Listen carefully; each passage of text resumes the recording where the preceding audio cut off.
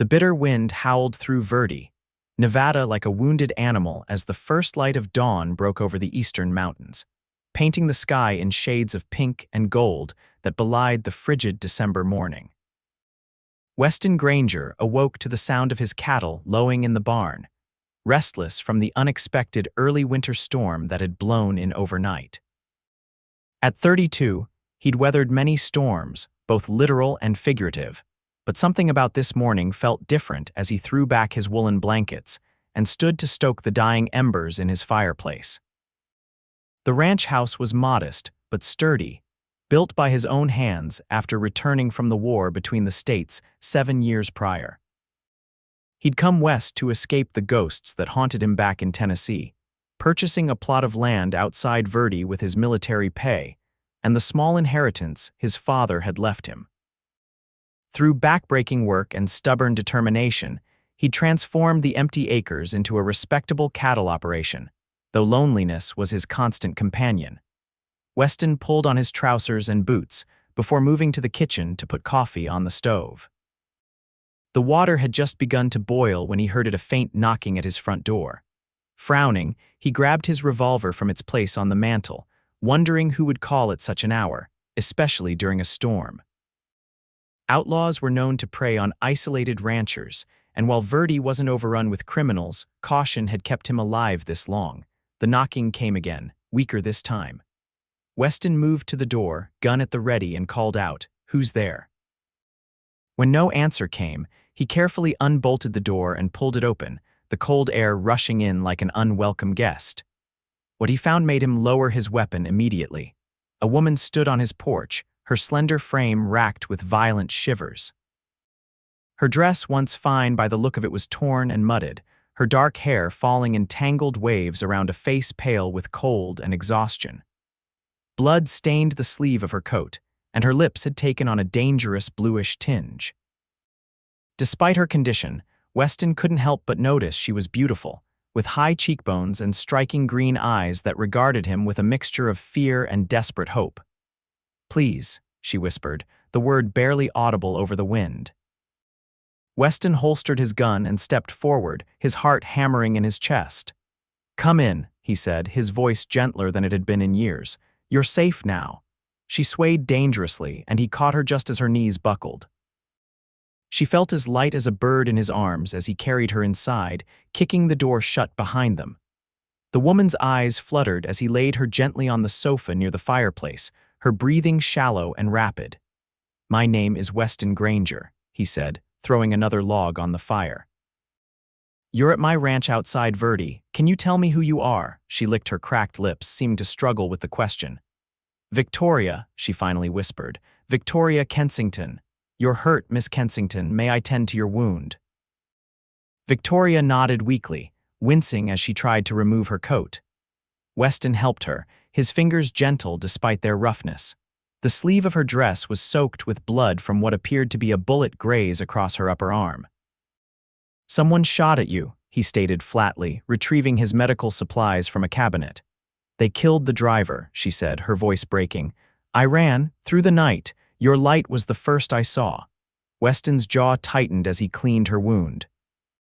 The bullet had only grazed her, thank God, but the exposure to the cold was the greater danger now. Her skin felt like ice beneath his fingers. "The stagecoach was attacked. When? Yesterday afternoon. We were about 2 hours outside of town. 3 men, they wore bandanas over their faces." She shuddered, closing her eyes. "They shot Mr. Jenkins when he refused to stop. I jumped from the coach when it slowed on a curve. They saw me and fired, but I made it to the trees." Weston nodded grimly as he bandaged her arm. He knew the stretch of road she described remote and perfect for an ambush. "You walked all night through that storm." "I was afraid to stop," Victoria admitted. "I thought they might be tracking me." Her words made him glance toward the window, suddenly aware of how exposed they might be. If the bandits discovered she'd survived and might identify them, they wouldn't hesitate to silence her permanently. "We need to get you warm," he said, pushing aside his concerns for the moment. "I'll make you something hot to drink and find you some dry clothes." Victoria's eyes filled with tears. "Thank you. I don't know what I would have done if—" "Rest now," Weston interrupted, uncomfortable with gratitude. We'll figure out what to do next after you've recovered some strength. He moved to his bedroom, rummaging through his trunk until he found a clean shirt and pair of trousers that might be altered to fit her smaller frame. He also retrieved a blanket his mother had quilted years ago, one of the few personal items he'd brought west. When he returned to the main room, Victoria had curled into herself on the sofa, her eyes closed though tremors still ran through her body. Weston laid the clothes beside her and covered her with the quilt, then went to check on the coffee. He added extra sugar to 1 cup, remembering how the army doctors had prescribed it for shock. "Miss Kensington," he said softly, touching her shoulder, "try to drink this. It will help warm you from the inside." Her eyes fluttered open and she struggled to sit up. Weston supported her with one arm while helping her drink with his free hand. She managed several sips before falling back, exhaustion evident in every line of her body. "Those clothes will be too big, but they're dry," he told her. "I'll step outside while you change. Call if you need help." Victoria nodded, clutching the quilt around her shoulders. "Mr. Granger, why are you helping me?" Weston paused at the doorway, considering her question. "Because you needed it," he finally said, his voice gruff. "Rest now, I'll be just outside." The cold bit into him as he stood on the porch, scanning the horizon for any sign of riders. The storm had passed, leaving behind a pristine blanket of snow that would make any approaching visitors visible from a distance. His ranch sat in a small valley, with hills to the north and east that offered some protection but also limited visibility in those directions. If trouble came, it would likely approach from the western road. A soft call from inside drew his attention, and Weston returned to find Victoria standing unsteadily, dressed in his clothes. She'd rolled the sleeves and pant legs and tied a piece of rope around her waist to keep the trousers from falling. Despite everything, the sight of her in his clothing stirred something in him he hadn't felt in a long time. "Better?" he asked, clearing his throat. "Much," she replied, though her face remained pale. "Thank you. You should lie down again." "I need to check on my animals, but I won't be gone long." Victoria sank back onto the sofa, but her eyes were alert now, taking in her surroundings with curiosity. "This is a lovely home," she said softly. Weston glanced around at the simple cabin, the wooden furniture he'd built himself, the few books lining a shelf, the sparse decorations. He'd never thought of it as lovely before. Functional, yes, secure, but not lovely. "It keeps the weather out," he said with a shrug. "Rest, I'll return shortly." Outside, he moved quickly to the barn, where his horses stamped restlessly in their stalls. His small herd of cattle huddled in the corral, seeking shelter from the wind. Weston worked efficiently, feeding and watering the animals while his mind turned over the situation. If the stagecoach had been attacked yesterday afternoon, the sheriff in Verdi should know by now. But with the storm, no posse would have set out yet. That meant the bandits had time to realize they were missing a passenger time to come looking for Victoria. His isolated ranch would be an obvious place to search once they picked up her trail in the snow. Weston finished his chores and returned to the house, stomping the snow from his boots before entering. Victoria had fallen asleep, her breathing deeper and more regular now. Some color had returned to her cheeks, and Weston felt a weight lift from his shoulders. She would recover. He moved quietly to the fireplace, adding another log before sitting in his chair to clean his rifle. If trouble came, he'd be ready. As the morning progressed, Victoria slept on, occasionally murmuring in her dreams. Once she called out sharply, her hand reaching for something only she could see before settling back into sleep. Around midday, her eyes opened, clear and alert. "How long have I slept?" she asked, sitting up slowly. "A few hours," Weston replied, setting aside the book he'd been reading. "How do you feel?" "Better, thank you." She touched the bandage on her arm. "You have some skill as a doctor." 4 years in the war taught me enough field medicine to get by," he said. "Are you hungry? I can make some breakfast." Victoria nodded gratefully. "I haven't eaten since yesterday morning." Weston moved to the kitchen area, pulling out a skillet and some bacon from his stores. As he cooked, he watched Victoria from the corner of his eye as she rose cautiously from the sofa, testing her strength. "May I ask where you were headed on that stagecoach?" he inquired, breaking eggs into the pan. Victoria's expression tightened. I was coming to Verdi to stay with my aunt, Eliza Kensington. Do you know her? Weston nodded. The widow who runs the mercantile on Main Street. Everyone knows Mrs. Kensington. She's expecting me, Victoria continued, her voice growing stronger. When I don't arrive, she'll be worried. Once we've eaten, I'll ride into town, Weston decided. I'll let her know you're safe and inform the sheriff about the attack. Victoria took a step toward him, her eyes suddenly fearful. You'll leave me here alone. It's safer than bringing you along, he explained gently. If those men are still looking for you, they'll be watching the roads into town. My nearest neighbor is 5 miles away, but I'll leave you my revolver. She hesitated, then nodded reluctantly. I suppose that makes sense. Weston served the food, and they ate in silence for a few minutes. Victoria's manners betrayed her upbringing clearly. She came from a refined background, making her presence on a remote stagecoach in the Nevada territory all the more puzzling. May I ask why you were traveling alone? Weston ventured. It's unusual for a young woman without an escort. Victoria set down her fork, her gaze dropping to her plate. I needed to leave San Francisco quickly, she said, her voice so quiet he had to lean forward to hear. My father arranged a marriage for me to a business associate, a man 3 times my age with a reputation for cruelty toward his previous wives. Weston's brow furrowed. So you ran away? Yes, she looked up, her green eyes defiant. I refused to be sold like livestock to advance my father's business interests. Aunt Eliza wrote that I could stay with her until I found suitable employment. Your father won't come looking for you. A bitter smile touched her lips. Eventually, perhaps. But he disowned me when I refused the match, so his pride will keep him away for some time. Weston nodded thoughtfully. He admired her courage, though her situation was more complicated than he'd initially assumed. A wealthy San Francisco businessman would have connections, and the stagecoach robbery suddenly took on new dimensions in his mind. These men who attacked the coach, he said carefully, did they seem to be common bandits, or could they have been hired to find you specifically? Victoria paled. I hadn't considered that. They demanded the strongbox, but when I ran. She trailed off, her hands trembling slightly. It might be nothing, Weston said, not wanting to frighten her unnecessarily, but we should consider all possibilities.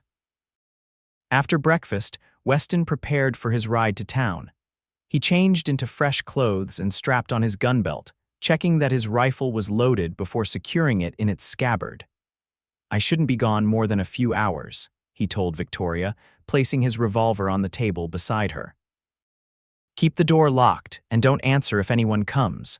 There's more wood by the fireplace and food in the pantry if you get hungry again. Victoria stood by the window, hugging herself despite the warmth of the room. Please be careful, Mr. Granger. Weston, he corrected her with a small smile. If we're going to be sharing quarters, even temporarily, you might as well use my given name. Weston, she repeated, returning his smile hesitantly. And I'm Victoria, not Miss Kensington, he nodded, suddenly reluctant to leave her alone. Something about her vulnerability awakened protective instincts he thought he'd buried after the war. I'll return as quickly as I can, Victoria. The ride into Verdi took longer than usual due to the snow. Weston remained vigilant, watching for signs of other travelers or anything amiss along the road. The town came into view just after 1 o'clock, its buildings clustered along the main street with wisps of smoke rising from chimneys. He tied his horse outside the sheriff's office and stamped the snow from his boots before entering. Sheriff Thomas Hayes looked up from his desk, surprise registering on his weathered face. Granger, didn't expect to see you in town until the spring thaw. I bring news, Sheriff, Weston said, removing his hat. The stagecoach from California was attacked yesterday afternoon on the Western Road. Hayes's expression darkened as Weston related Victoria's story, omitting only her reasons for traveling to Verdi. When he finished, the sheriff reached for his gun belt. Jenkins was a good man, he said grimly. Drove that route for 15 years without incident. I'll gather a posse to recover his body and track these bandits. He paused, eyeing Weston shrewdly. You say the young lady is staying at your ranch, for the moment. I came to inform her aunt, Eliza Kensington, that she's safe. Hayes nodded. Good man. I'll stop by the mercantile with you before we head out. Mrs. Kensington has been beside herself with worry since the stage didn't arrive. The mercantile was busy despite the weather, with customers stocking up on supplies after the storm. Eliza Kensington, a handsome woman in her 50s with silver-streaked dark hair, was wrapping parcels behind the counter when Weston and the sheriff entered. She looked up expectantly, her face falling when she saw them. Sheriff Hayes, have you news of the stage? She asked, her voice tight with worry. Madam, this is Weston Granger. He has information about your niece. Eliza's hand flew to her throat. Victoria. Is she? She's alive, Weston assured her quickly. She's at my ranch, recovering from exposure after escaping a stagecoach robbery. Relief washed over Eliza's features, followed immediately by concern. Exposure? Is she injured? I must go to her at once. The stage driver was killed, Sheriff Hayes explained gently. Miss Kensington managed to escape into the forest, but she walked through the night in the storm. Mr. Granger found her at his door this morning. She has a minor wound, a bullet grazed her arm, but she'll recover completely, Weston added. I would have brought her to town, but I was concerned the robbers might still be looking for her. Eliza nodded, visibly collecting herself. Of course, that was wise. Let me close the store and I'll accompany you back to your ranch. Perhaps it would be safer if you remained in town for now, the sheriff suggested. I'm forming a posse to track these bandits, and until we know it's safe, my niece needs me, Eliza interrupted firmly. I won't cower in town while she suffers alone. Weston admired her resolve. My ranch is defensible, Sheriff. I can protect them both until you've dealt with the situation. Hayes sighed but nodded his agreement. Very well, but take the back road out of town and keep your eyes open. I don't like the timing of this robbery, especially with a young woman traveling alone. His comment confirmed Weston's own suspicions, but he kept his thoughts to himself as Eliza quickly arranged for her assistant to manage the store in her absence. She packed a valise with clothing for Victoria and gathered food supplies, refusing Weston's offer to pay. You've already done more than enough by saving my niece, she said, her eyes warm with gratitude. They left town by a less traveled route, Eliza riding a sturdy mare from the livery stable. Despite her age, she sat comfortably in the saddle, explaining that she'd grown up on a farm in Pennsylvania before moving west with her late husband. Victoria wrote that she was coming to escape an unwanted marriage, she said as they rode. I fear my brother has become so consumed with status that he's forgotten what truly matters in life. She mentioned as much, Weston replied carefully. Do you think her father could have sent men after her? Eliza's expression hardened. Jonathan would consider it a slight to his authority if his daughter defied him so publicly. But murder, I pray he hasn't fallen that far. They continued in thoughtful silence, the only sound the creak of leather and the soft footfalls of their horses in the snow. As they neared the ranch, Weston's instincts prickled. Something felt wrong. Wait, he said quietly, raising his hand.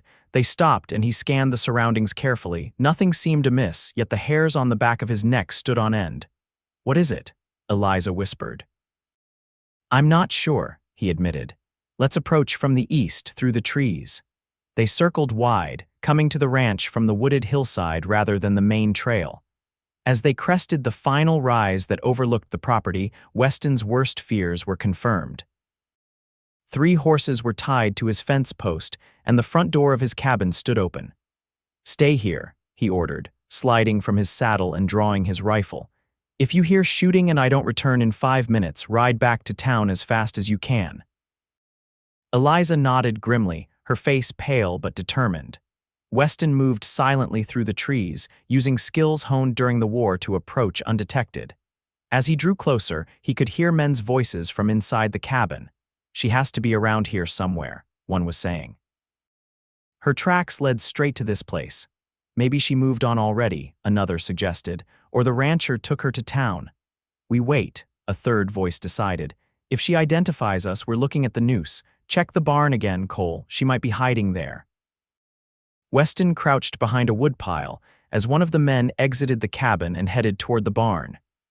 He was young, barely 20, with a red bandana hanging loosely around his neck matching Victoria's description of the bandits.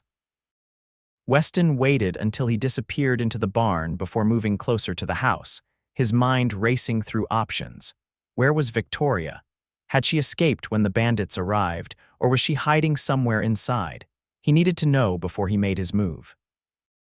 The answer came moments later when a crash sounded from inside the cabin, followed by a female cry of pain and a man's triumphant shout. "Found her, under the bed." Weston moved without conscious thought, bursting through the door with his rifle raised. Two men stood in his bedroom doorway, one dragging Victoria by her arm. Her face was bruised and she struggled fiercely against her captor's grip. "Let her go," Weston commanded, his voice deadly calm as he aimed at the larger man's chest. The bandits froze, clearly surprised by his appearance.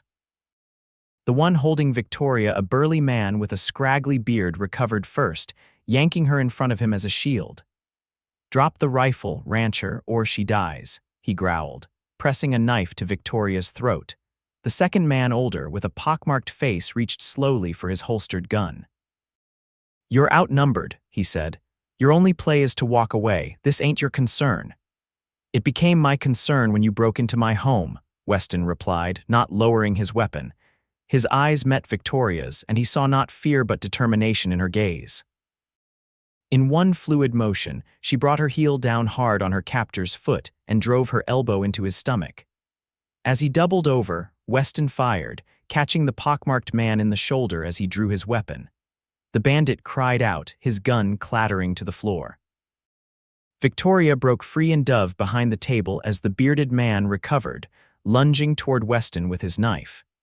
They collided hard, the rifle knocked from Weston's hands as they crashed into the wall. The knife slashed downward, and Weston caught the man's wrist, straining against his considerable strength. A gunshot exploded in the confined space, and the bandit jerked backward, a look of surprise on his face as blood bloomed on his chest. He fell heavily to the floor, revealing Victoria standing behind him, Weston's revolver smoking in her hands. The wounded bandit scrambled for the door, but another shot rang out from outside, and he stumbled to his knees on the porch. Sheriff Hayes appeared in the doorway, his gun trained on the fallen man.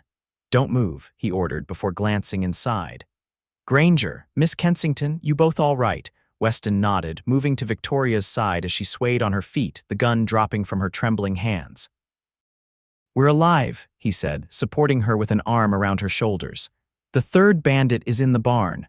"Already handled," Hayes replied grimly. "My deputies have him secured." Eliza rushed in behind the sheriff, her face white with fear until she saw Victoria. With a cry, she embraced her niece, examining her bruised face with gentle fingers. "Oh, my dear girl," she murmured.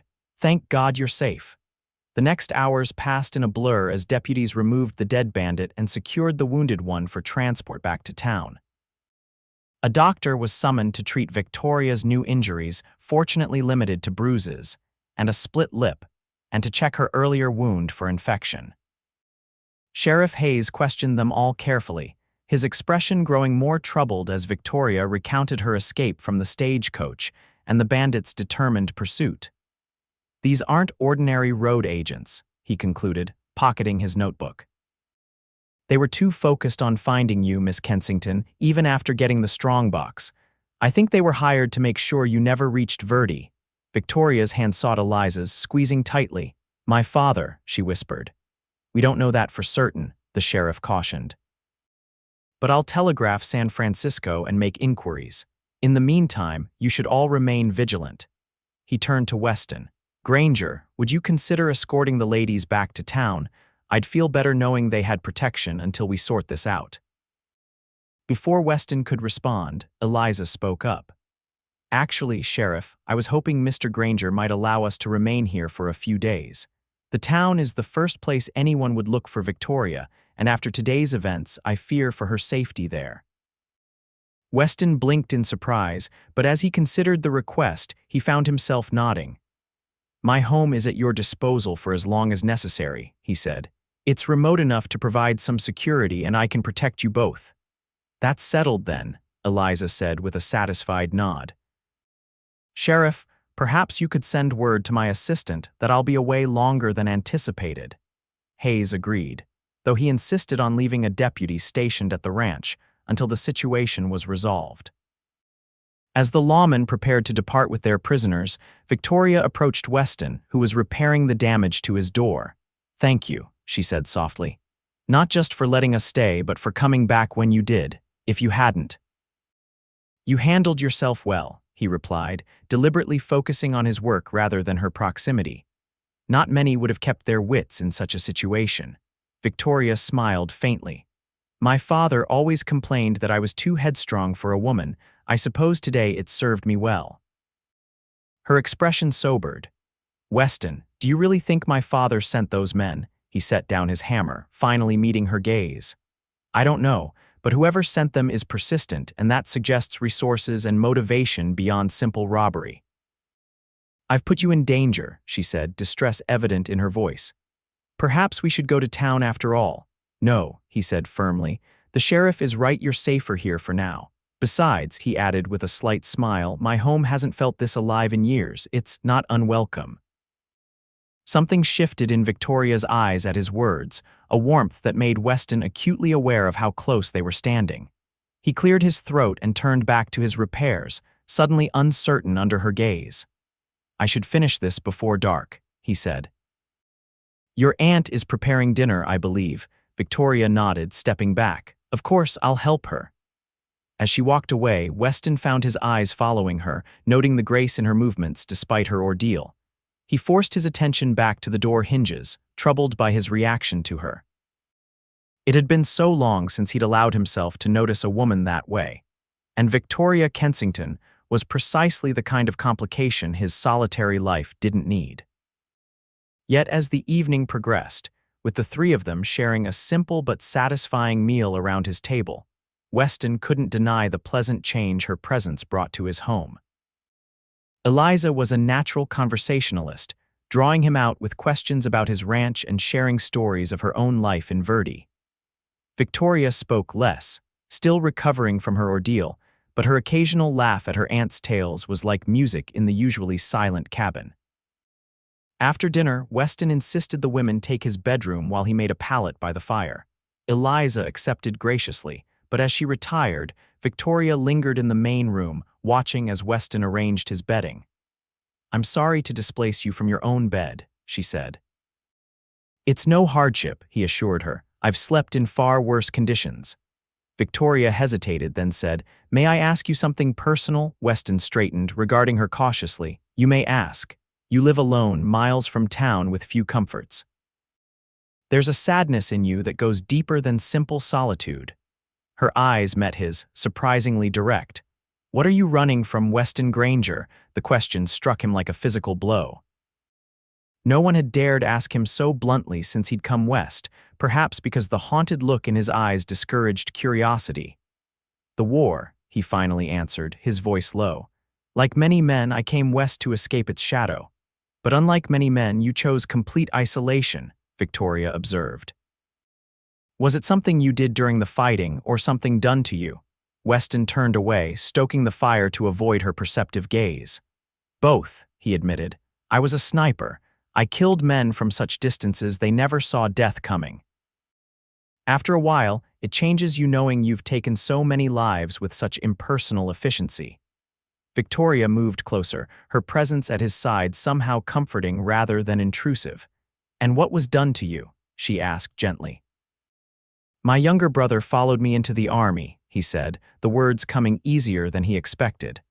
"I promised our mother I'd keep him safe. Instead, I watched him die at Petersburg, unable to reach him in time." The familiar guilt washed over him. "Some promises can't be kept, no matter how much we wish otherwise." Victoria's hand touched his arm lightly. "Yet you tried to keep your promise to me today, a stranger who appeared on your doorstep." "That's different," Weston protested. "Is it?" Her green eyes reflected the firelight. "Or are you still trying to save everyone to atone for the one person you couldn't?" Weston had no answer for that, and after a moment, Victoria bid him good night, disappearing into his bedroom. He sat by the fire long after she'd gone, turning her words over in his mind, disturbed by how accurately she'd read him after knowing him for less than a day. Sleep came fitfully, broken by dreams of the war intermingled with images of Victoria in danger. He woke before dawn, as was his habit, and moved quietly outside to tend to his animals. The deputy Hayes had left was alert at his post, nodding to Weston as he passed. The morning air was crisp and clean after the storm, the sky just beginning to lighten in the east. Weston found peace in his chores, the familiar routine grounding him after the chaos of the previous day. He was mucking out the last stall when he heard footsteps approaching. Victoria stood in the barn doorway, bundled in one of his coats, her breath forming clouds in the cold air. "Good morning," she said. "Aunt Eliza is making breakfast. She sent me to fetch you." Weston set his pitchfork aside, suddenly conscious of his disheveled appearance. "I'll be there shortly. I need to finish here and clean up." Victoria didn't leave, instead wandering into the barn to stroke the nose of his bay mare. "She's beautiful," she said. "Do you ride her often?" "Every day, weather permitting," he replied, watching as the usually standoffish horse nuzzled Victoria's hand. "Her name is Penny." "Hello, Penny," Victoria murmured to the mare. "You're a fine lady, aren't you?" She glanced at Weston with a small smile. "I used to ride in San Francisco, not often enough my father thought it unladylike to show too much enthusiasm for it." "There's plenty of open country here for riding," Weston found himself saying. "Once your arm heals, I could take you out." The offer surprised him as much as it seemed to please her. "I'd like that very much," Victoria replied, her smile warming her entire face. They walked back to the cabin together, Weston suddenly aware of how naturally she fit into his morning routine, as if she'd always been there. The thought was simultaneously appealing and terrifying. Inside, Eliza had transformed his simple kitchen, somehow creating a feast from his modest supplies. The aroma of fresh biscuits and coffee filled the cabin, and Weston's stomach rumbled appreciatively. "There you are," Eliza said, wiping her hands on her apron. "Sit, both of you, before it gets cold." Over breakfast, they discussed their situation. The deputy had reported that the surviving bandits were refusing to talk, maintaining they were simply road agents who got lucky with the stagecoach. "The sheriff will keep pressing them," Weston assured the women. "And his telegram to San Francisco may yield information about your father's involvement, Victoria." She nodded, though worry creased her brow. "If he did send them, he won't stop with one attempt." "Then we must consider your options," Eliza said practically. "You could continue to Verdi as planned, or perhaps travel further east where he'd have less influence." Victoria set down her fork, her expression resolute. "I won't spend my life running, Aunt Eliza. If my father is behind this, I need to confront him directly legally, through the courts if necessary. I'm of age. He cannot force me to marry against my will."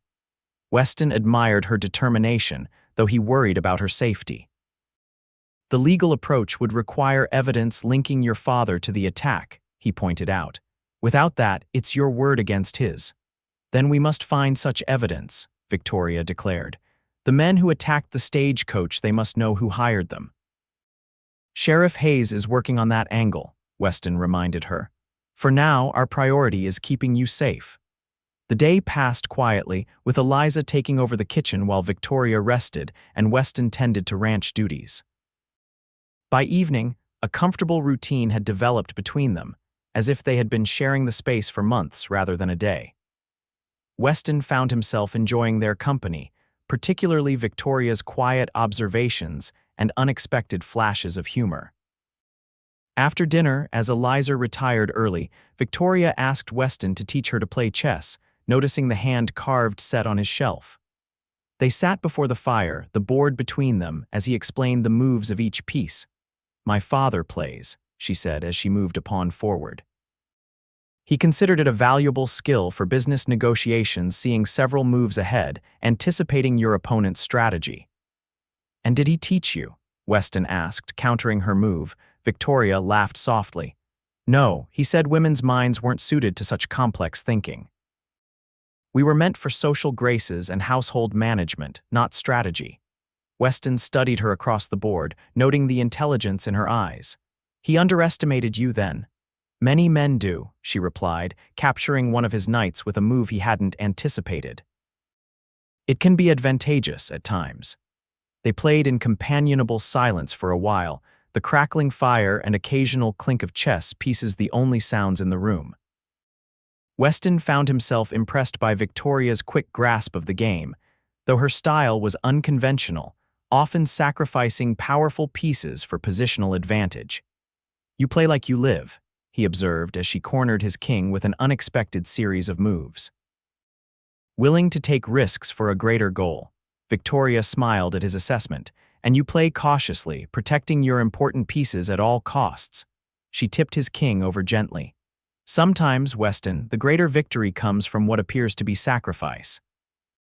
Her words carried weight beyond the game, and Weston found himself considering how his cautious isolation had protected him from pain but also from connection. Before he could respond, a knock at the door brought them both alert. The deputy entered at Weston's call, bringing news from town. "Sheriff Hayes sent me with this," he said, handing over a telegram. "Came in this afternoon from San Francisco." Weston read it quickly, his expression darkening. He passed it to Victoria, whose face paled as she absorbed the contents. "My father denies any knowledge of the attack," she said quietly, "but he's offering a substantial reward for my safe return to San Francisco. He claims I'm mentally unstable and ran away during a period of delusion." Weston's jaw tightened. "A convenient explanation that makes anyone helping you appear to be taking advantage of an unwell woman." "It's clever," Victoria admitted, her voice bitter. "Any legal challenge I make will be undermined by questions about my mental state." "There's more," the deputy added. "A private investigator arrived in Verdi today, asking questions about Miss Kensington. Claims to be working for her father to find her and ensure her safe return." Weston exchanged a concerned glance with Victoria. "Did he mention the stagecoach robbery?" "Not that I heard," the deputy replied. "Sheriff says to stay put for now. He'll keep an eye on this investigator, see what he's really after." After the deputy left, Victoria paced the room, her earlier calm replaced by agitation. "He's trying to discredit me before I can even speak against him," she said. "If I return to San Francisco, he'll have doctors declare me incompetent and lock me away somewhere until I agree to the marriage." "We won't let that happen," Weston assured her, though he wasn't certain how to prevent it. Jonathan Kensington's wealth and influence clearly extended further than he'd anticipated. Victoria stopped pacing, turning to face him with renewed determination. "I need to establish myself independently, show I'm a competent adult making rational decisions. If I could secure employment, open a bank account in my own name." "That takes time," Weston pointed out gently. "And your father's investigator is already in Verdi. If he discovers you're here, then I must act quickly," she interrupted. "Tomorrow I'll go into town with Aunt Eliza. We'll speak to the sheriff together, and I'll begin establishing my independence openly rather than hiding." Weston wanted to argue against the risk, but he recognized the logic in her approach. Running and hiding would only reinforce her father's claims about her mental state. "I'll accompany you," he decided. "If this investigator means you harm, you'll need protection." Victoria's expression softened. "You've already done so much, Weston. Your life would be far simpler if I'd never appeared on your doorstep." "Simpler, yes," he acknowledged with a small smile. "But emptier too, I think." The admission hung between them, charged with meaning neither was ready to explore fully. Victoria stepped closer, reaching out to touch his arm gently. "Thank you," she said softly, "for believing in me when you have every reason to doubt." Weston covered her hand with his own, surprised by how natural the gesture felt. "Get some rest," he said. "Tomorrow will be challenging enough." The following morning dawned clear and cold, perfect weather for their ride into town. Eliza had altered one of her own dresses for Victoria, who looked transformed from the battered woman who'd appeared on his doorstep 2 days earlier. Her dark hair was neatly braided and pinned, and though bruises still marked her face, she carried herself with dignity that commanded respect. They rode cautiously, taking the less traveled route into Verdi, with Weston constantly scanning their surroundings for any sign of danger. The town was busy when they arrived, Saturday being market day when ranchers and farmers from the surrounding countryside came to trade. They tied their horses outside the sheriff's office, but before they could enter, a voice called out from across the street. "Miss Kensington, thank heavens you're safe." A well-dressed man hurried toward them, removing his hat to reveal thinning hair and a carefully groomed mustache. His smile seemed genuine, but Weston noted the calculating assessment in his eyes as he approached. "Mr. Porter," Victoria said stiffly, "I'm surprised to see you in Nevada." "Your father has been beside himself with worry," Porter replied, his voice pitched to carry to nearby pedestrians. "When you disappeared after your episode, he feared the worst." Weston moved protectively closer to Victoria, his hand resting casually near his holstered gun. "The lady seems perfectly sound of mind to me," he said evenly. Porter's gaze flicked to Weston, dismissive at first, then sharpening as he noted the weapon. "And you are Weston Granger," he replied. "Miss Kensington has been staying at my ranch after surviving a stagecoach robbery. How fortunate she found such a gallant protector," Porter said with thinly veiled sarcasm. He turned back to Victoria. "Your father has sent me to escort you home, my dear. The doctors say your condition can be managed with proper care." Victoria's spine straightened. "I have no condition, Mr. Porter, as you well know. Please inform my father that I decline his invitation to return. I will be establishing myself here in Verdi with my aunt's assistance." Porter's pleasant facade slipped for a moment, revealing anger beneath. "Your father anticipated this response from your condition." "I have papers here," he said, removing a document from his coat, "signed by 2 respected San Francisco physicians certifying that you require supervision due to delusional behavior." "That's absurd," Eliza interjected. "My niece is perfectly sound." "With respect, madam, family sentiment often blinds one to the reality of mental infirmity." Porter's voice remained reasonable, even sympathetic, making his words all the more insidious. "I have legal authority to return Miss Kensington to her father's care." "Sheriff Hayes has already reviewed the documentation." Victoria paled but maintained her composure. "Then I shall speak with the sheriff myself." As if summoned, Sheriff Hayes emerged from his office, his expression grave as he took in the confrontation on his doorstep. "Miss Kensington," he said with a nod, "I've been expecting you. Please, all of you, come inside. This isn't a matter for public discussion." Once in the privacy of the sheriff's office, Hayes confirmed that Porter's papers appeared legitimate under California law. "However," he added, addressing Victoria directly, "Nevada territory isn't obligated to enforce such an order without evidence the person in question is truly a danger to themselves or others." Porter's face tightened. "Sheriff, surely you're not suggesting these documents are fraudulent?" "They bear the signatures of 2 eminent physicians and a California judge." "I'm suggesting," Hayes replied evenly, "that I've seen nothing in Miss Kensington's behavior to indicate mental instability.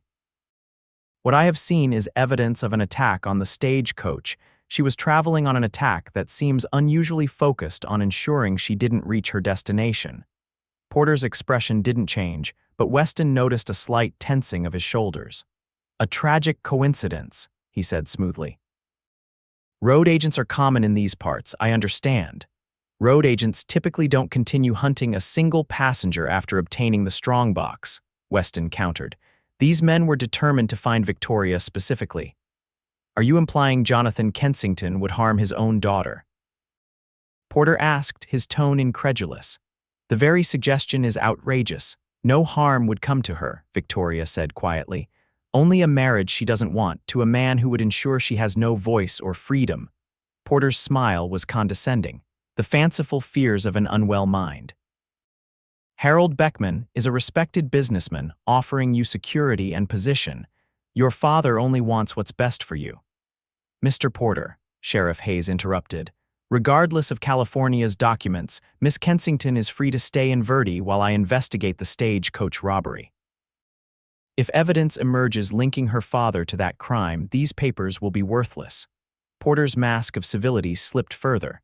"This is outrageous. I'll appeal to the territorial governor if necessary.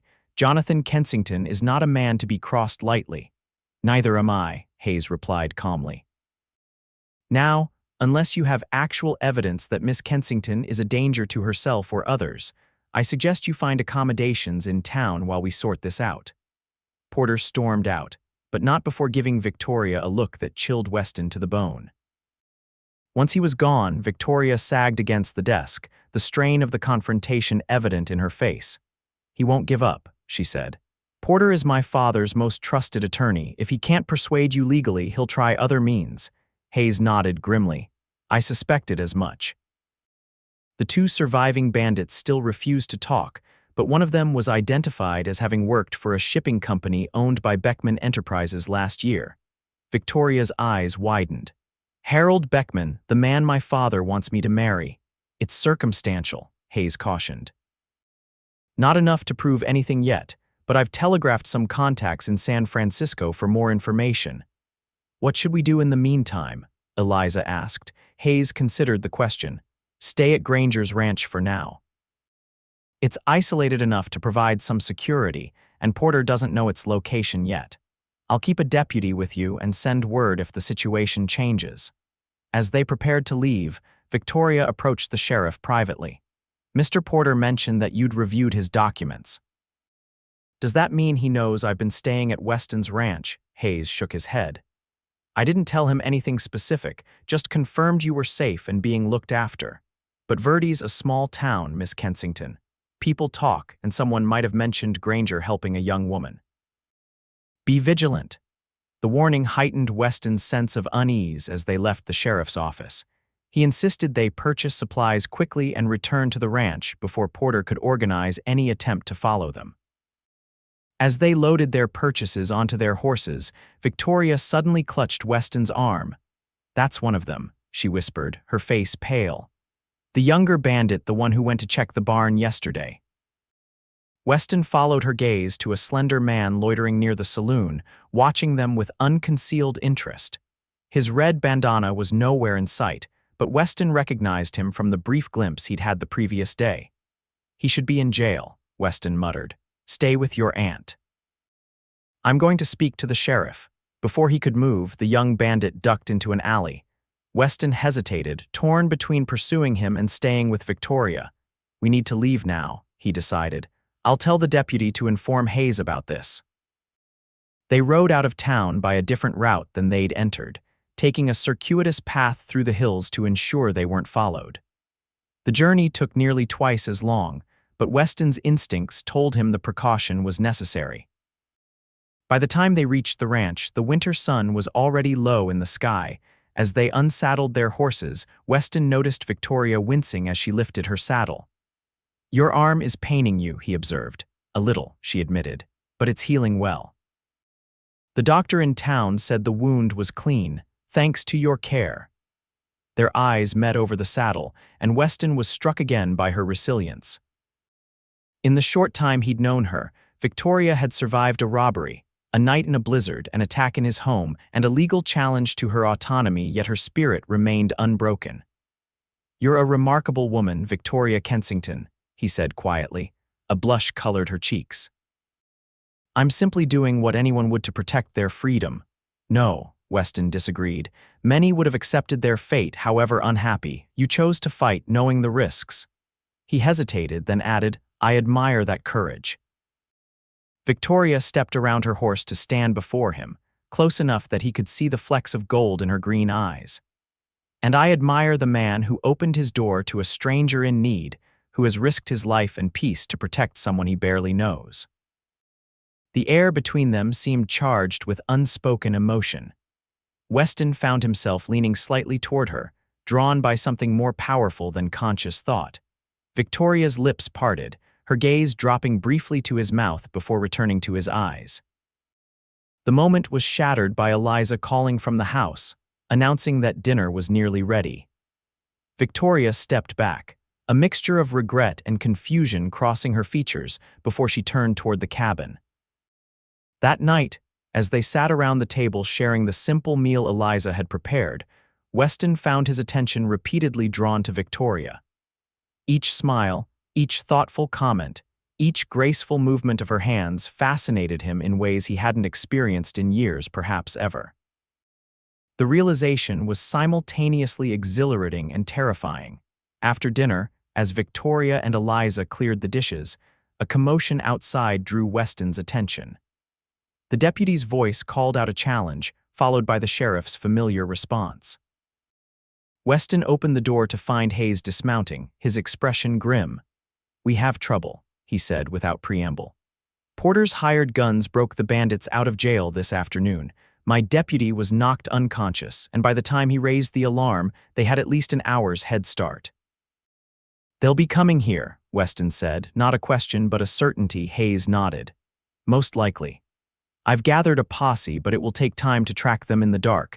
You should prepare for visitors tonight." Victoria and Eliza had joined them at the door, catching the sheriff's warning. Eliza paled, but Victoria's expression hardened with resolve. "We won't be taken without a fight," she declared. Hayes looked at her admiringly. "Miss Kensington, I can have my men escort you and your aunt to a safer location." Victoria shook her head. "Running won't solve this, Sheriff. Porter will just keep sending men until he succeeds. We make our stand here." Weston wanted to argue, to insist she take the safer option, but he recognized the same determination that had brought her to his door in the first place. Instead, he began planning their defense.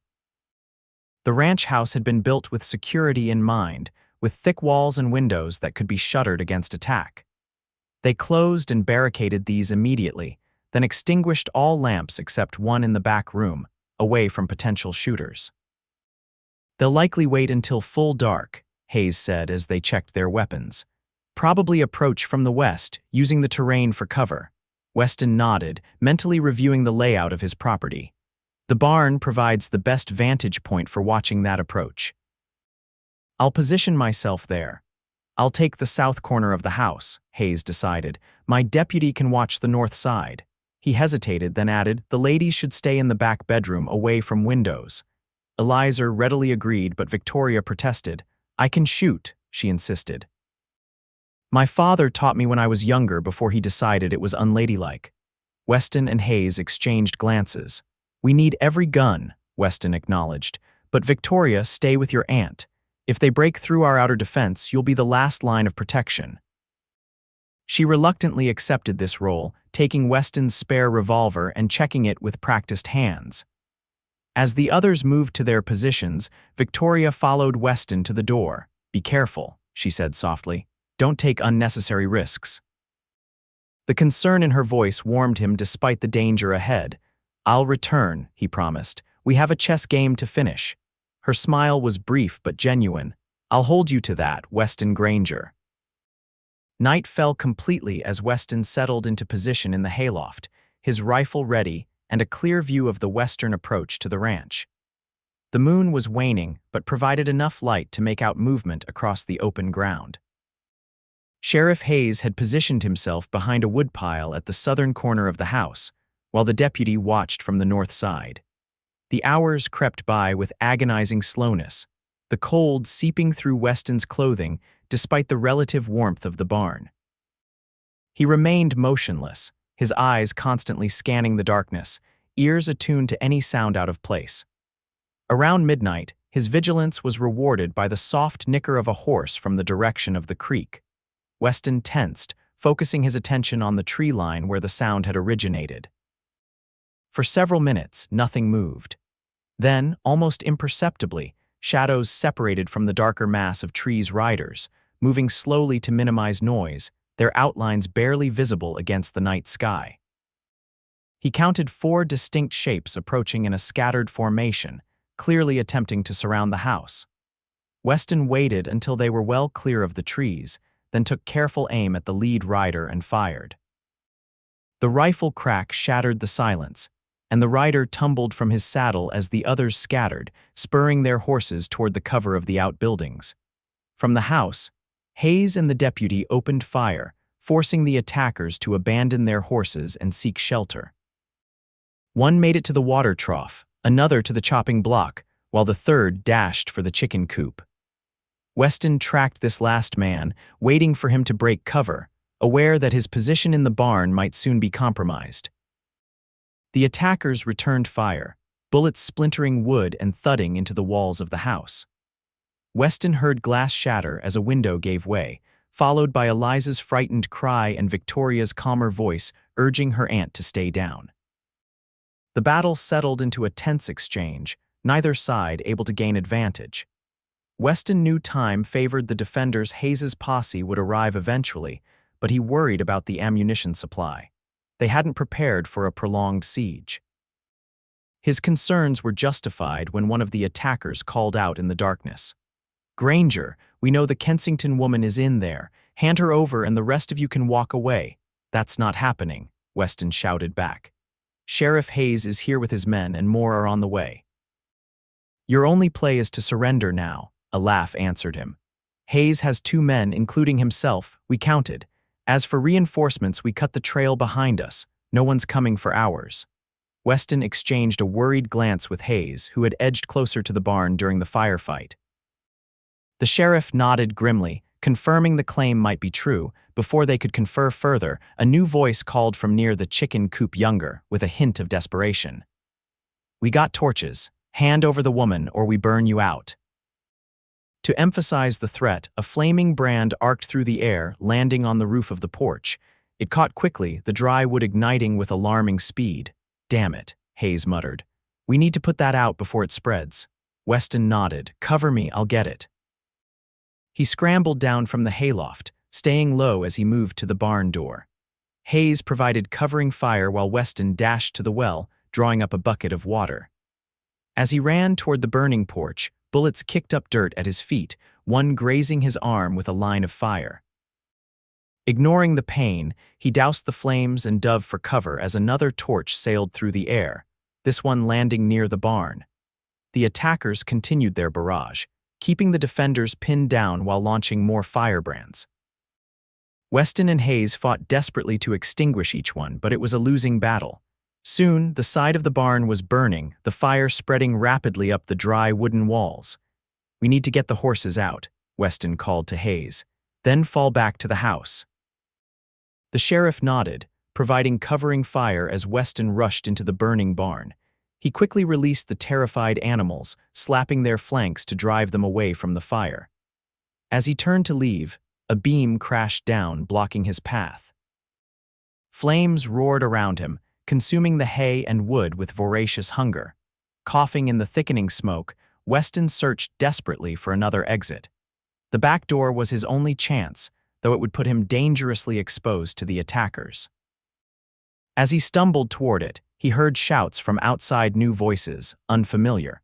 Weston burst through the door, prepared to face enemies, only to find chaos. A group of riders had appeared from the eastern hills, engaging the attackers with unexpected ferocity. In the confusion, he made his way back to the house, where Hayes was reloading his rifle. "Posse?" Weston asked, coughing to clear his lungs.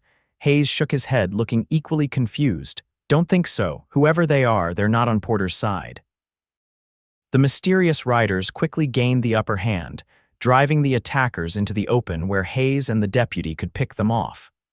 Within minutes, the shooting stopped, replaced by the crackling of the burning barn and the moans of the wounded.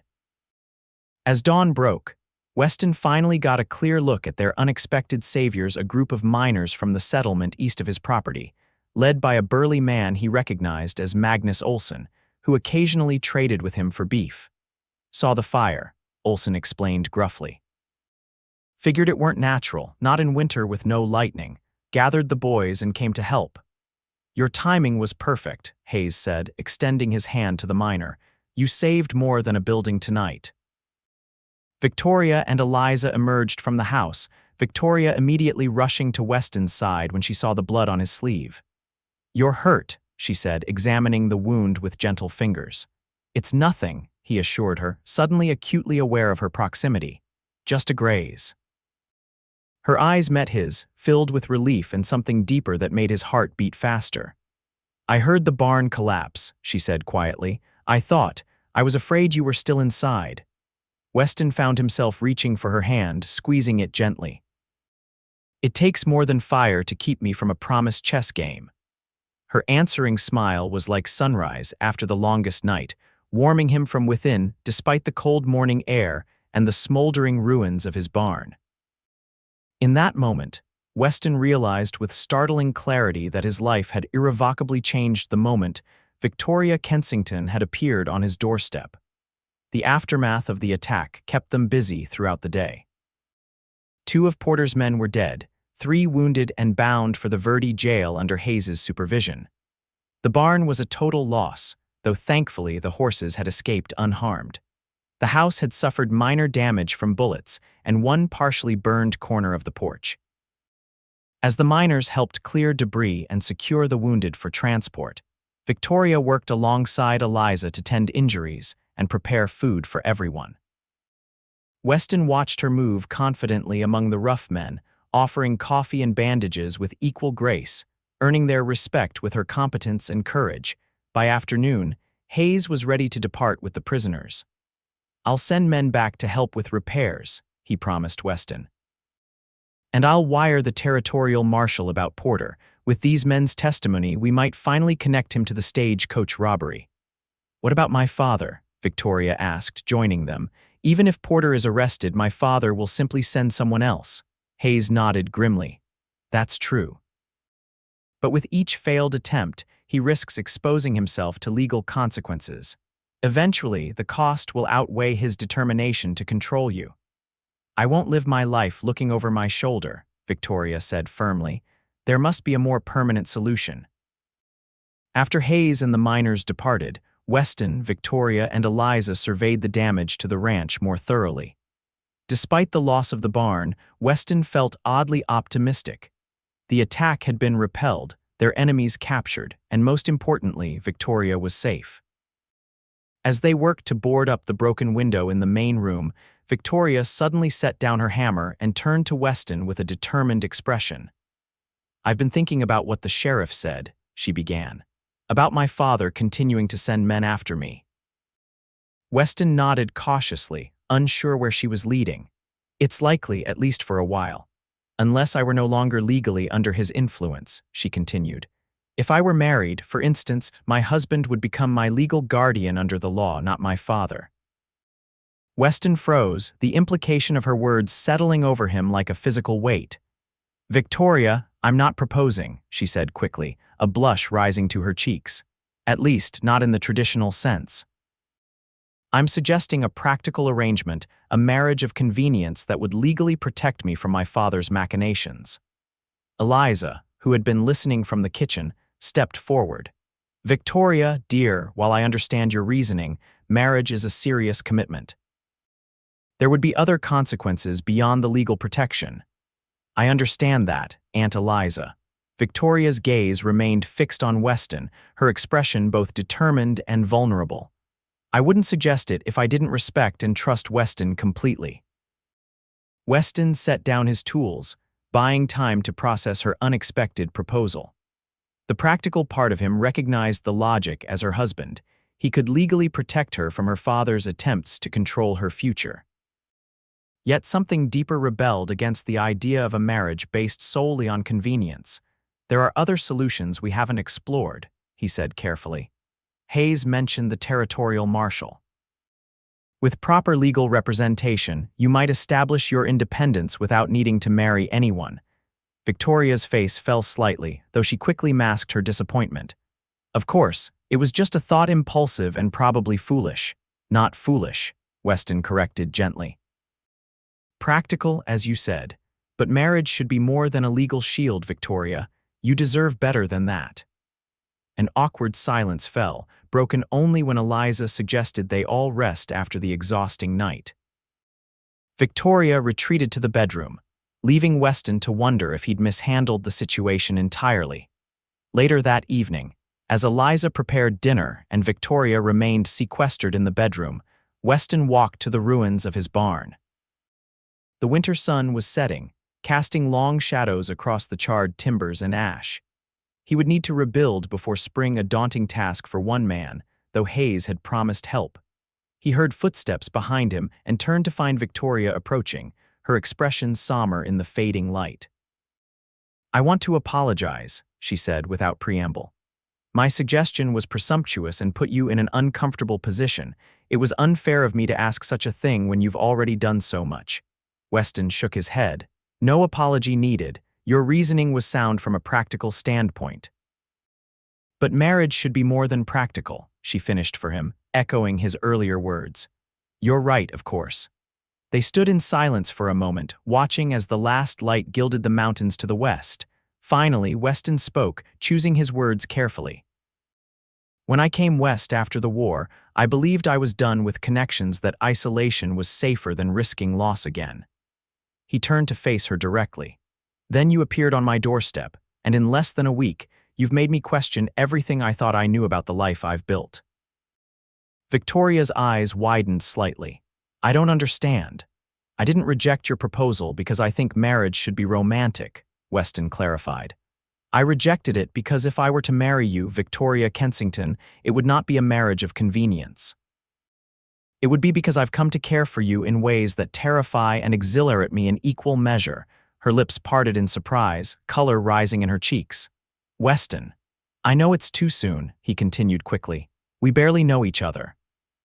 But I can't enter a practical arrangement with you when my feelings are anything but practical. Victoria stepped closer, her eyes searching his face. And if my feelings are similarly impractical, she asked softly. If I suggested marriage not only for protection, but because the thought of leaving this place, leaving you, makes my heart ache, Weston felt as though the ground had shifted beneath his feet. Is that true? Instead of answering with words, Victoria closed the distance between them, rising on her toes to press her lips gently to his. The kiss was brief but filled with promise, and when she drew back, Weston found himself following, unwilling to break the connection. His hands came up to frame her face as he kissed her properly this time, pouring years of loneliness and newfound hope into the gesture. Victoria responded with equal fervor, her fingers curling into his shirt as if to anchor herself against the tide of emotion between them. When they finally parted, both breathing quickly, Weston rested his forehead against hers.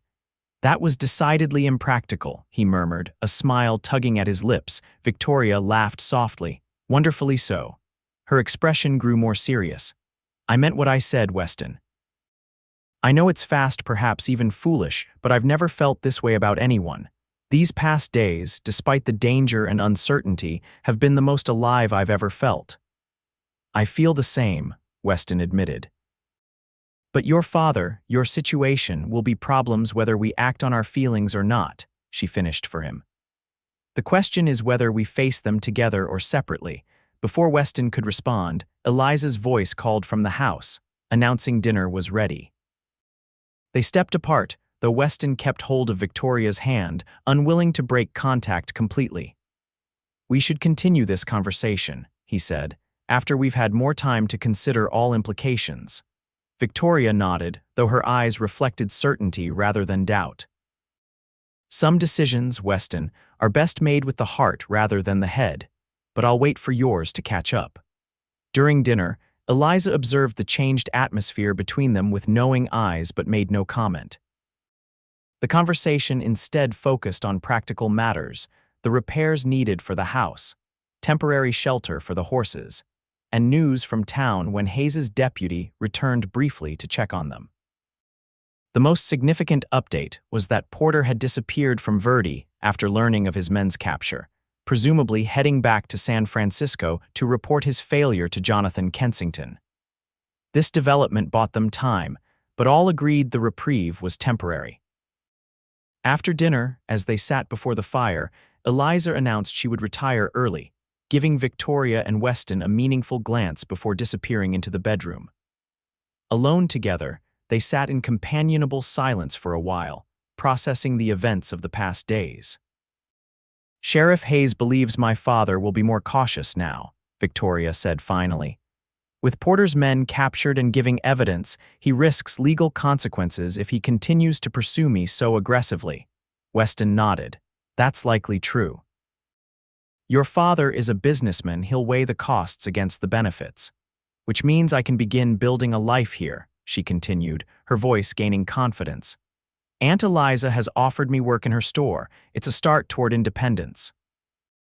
A good one, Weston agreed, watching the firelight play across her features. You'll need your own place in town eventually. Victoria turned to face him directly. Is that what you want, for me to move to town? The question hung between them, heavy with implication. Weston considered his answer carefully, aware they stood at a crossroads that would define their futures. What I want, he said slowly, is your happiness and safety. If that means you living in town near your aunt, establishing yourself independently, then I support that choice. That's very noble, Victoria replied, a hint of frustration in her tone. But it doesn't answer my question. What do you want, Weston? Not what you think is best for me, what do you want for yourself? The directness of her question left no room for evasion. Weston took a deep breath, then committed himself to honesty. I want you to stay, he said simply. Not as a guest or a friend, but as a permanent part of my life. I want to rebuild the barn with you helping me design it. I want to teach you to ride Penny across the open country. I want to fall asleep beside you and wake with you each morning. He paused, gathering courage for his final admission. I want a life with you, Victoria, however impractical or rushed others might consider it. Victoria's face transformed with joy, her eyes bright with unshed tears. Then ask me properly, Weston Granger. Weston moved from his chair to kneel before her, taking her hands in his. The gesture felt both foreign and absolutely right, as if his body remembered a ritual his mind had never performed. Victoria Kensington, will you marry me? Not for convenience or protection, but because in the space of a few days, you've become essential to my happiness in ways I never thought possible. Yes, she answered without hesitation. Because you've shown me what it means to be truly seen and valued, not for my family name or as an ornament, but for myself. Weston rose, drawing her up with him, and sealed their agreement with a kiss that promised a lifetime of understanding and partnership. When they parted, Victoria's expression turned thoughtful. My father won't accept this easily, she warned. He'll claim I've been coerced or that I'm not of sound mind. Let him, Weston replied with newfound confidence. We'll face whatever comes together. Besides, he added with a slight smile, I suspect Sheriff Hayes would make a convincing witness to your mental competence. Victoria laughed, the sound warming the room more effectively than the crackling fire. And Aunt Eliza will certainly have opinions to share about my decision-making abilities. As if summoned by her name, Eliza's voice called from the bedroom doorway. I certainly do, and they're entirely favorable. She emerged, fully dressed despite her claimed retirement. I suspected you two might reach this conclusion tonight and thought it best to give you privacy for the conversation. Victoria blushed, but didn't release Weston's hand. Then you approve, Aunt Eliza, my dear. I've watched you both these past days. Whatever brought you together may have been unusual, but what's grown between you is genuine. Eliza smiled warmly. Sometimes the heart recognizes its match more quickly than the mind can rationalize. Her blessing meant more to Weston than he'd expected. Despite his independence, he valued the older woman's judgment and was grateful for her acceptance. Thank you, he said sincerely. I promise to do everything in my power to make Victoria happy. I know you will, Eliza replied. Now shall we discuss practical matters? A wedding requires preparation, after all. The following weeks passed in a whirlwind of activity. Word of their engagement spread quickly through Verdi, meeting with general approval. The community rallied around them, especially after hearing of the attacks Victoria had endured. Neighbors and townspeople volunteered to help rebuild Weston's barn, turning the project into a community event that strengthened his connections to the town he'd kept at arm's length for years. Victoria divided her time between helping at Eliza's store and learning the workings of the ranch. She proved a quick study with the livestock and developed a particular affinity for Penny, who seemed equally taken with her new rider. Together, she and Weston explored the surrounding countryside on horseback, discovering shared dreams for the future of the ranch as they went. Sheriff Hayes received word that Porter had indeed returned to San Francisco, where he was now under investigation for his role in the stagecoach robbery. More significantly, Jonathan Kensington had withdrawn the claims about Victoria's mental state, likely realizing they would not withstand scrutiny if challenged legally. He's cutting his losses, Hayes explained when he brought the news. A smart business decision, though I doubt he's given up completely. Be vigilant, but I think the immediate danger has passed. Victoria received a terse letter from her father a week later, expressing his disappointment in her reckless behavior, but making no further threats. Reading between the lines, she understood it as grudging acceptance of her independence, if not her choices. "He'll never approve," she told Weston as they sat on the newly rebuilt porch one evening, watching the sunset. "But I find I care less about that than I expected. My life is here now, my future." Weston squeezed her hand, still marveling at how naturally she fit into his world. "Our future," he corrected gently. The wedding took place in early March as the first signs of spring began to appear in the Nevada landscape. They chose the small church in Verdi, which was filled to capacity with townspeople, miners, and ranchers from the surrounding area, many of whom Weston had barely known before Victoria entered his life. Eliza had helped Victoria create a wedding dress from the finest fabric available in the mercantile, a simple but elegant gown that highlighted her natural beauty. When she walked down the aisle toward him, Weston felt his heart might burst with emotion, hardly recognizing himself as the solitary man who had once believed his capacity for joy had died on a Virginia battlefield. They spoke their vows clearly, promising to cherish and protect each other through whatever challenges life might bring. When the minister pronounced them husband and wife, Weston kissed his bride with a tenderness that belied the passion simmering beneath the surface. The celebration afterward was boisterous and joyful, with food and music lasting well into the evening. As they prepared to depart for their first night as a married couple, Sheriff Hayes approached with a surprising gift, the deed to an adjacent parcel of land that bordered Weston's property. "It was seized for back taxes," he explained. "The town council voted to offer it to you at a nominal price as a wedding gift, and thanks for your role in bringing those bandits to justice."